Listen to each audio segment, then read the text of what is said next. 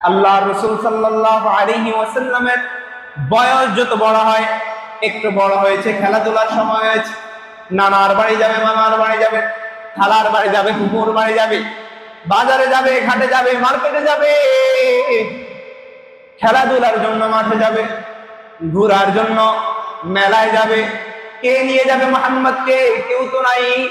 তার অভিভাবক তো মারা গেছে, তার বাবা তো দুনিয়ার জমিনে নেই। আমেনা আবার কান্না শুরু করছে। আল্লাহর হুকুম হয়েছে, আল্লাহ ডাক দেয়া বলে, আমেনা কার জন্য কান্না করো? কিসের জন্য কান্না করো? তুমি যার জন্য কান্না করো তাকে তো আমি তোমার জন্মসূত্রে মাত্র তোমার সন্তান বানাইলাম, কিন্তু আমি তার ঘোষণা, তার আসার ঘোষণা এই দুনিয়া সৃষ্টি করার পূর্বেই দিয়েছি। তার প্রশংসা আমি পূর্বেকার নবীদের কিতাবের মধ্যে পর্যন্ত লিখেছি, পূর্বেকার নবীদের উম্মতদেরকে পর্যন্ত তার কথা শুনাইছি।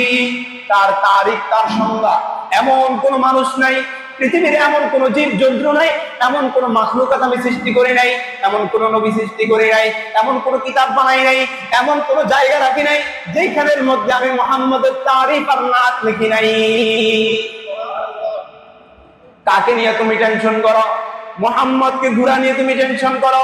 আরে শোনো, সুবহানাল্লাযী আসরা বিআবদিহি লাইলাম মিনাল মাসজিদিল হারাম ইলাল মাসজিদিল আকসা।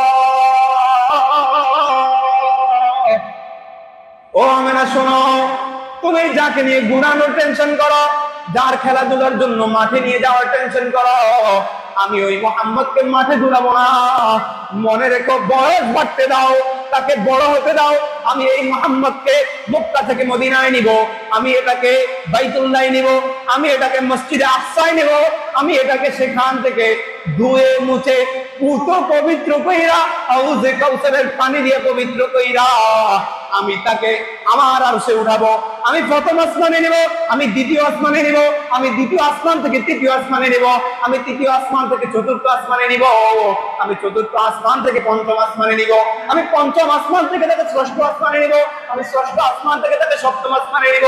আমি তাকে জান্নাত দেখাবো, আমি তাকে জাহান্নাম ঘুরে দেখাবো, আমি তাকে আরশ দেখাবো, আমি তাকে লৌহে মাহফুজ পর্যন্ত দেখাবো, আমি তাকে সিরাত দেখাবো, আমি তাকে দোজখের দর্শনগুলা দেখাবো, আমি তাকে জান্নাতের নাজু নিয়ামতগুলা দেখাবো, আমি তাকে দেখাবো কে কিভাবে আছে, কে কি করছে, কে কোথায় থাকবে, কে কোথায় রবে, কে কি করবে, কে না করবে, আমি সব কিছু তাকে দেখাবো। সব দেখানো শেষে আমি তাকে আমার সাথে পর্যন্ত দিদার ঘটাবো, আমি তাকে আমার সাথে দেখা করাবো, আমার সাথে বসায়া তার সাথে তার হাতে হাত রাখবো, তার সাথে কথা বলবো, তার দিদার লাভ করবো, তাকে আমার দিদার লাভ করাবো। এরপরে আমি তাকে দুনিয়ার জমিনে পাঠাবো। সুবহানাল্লাহ।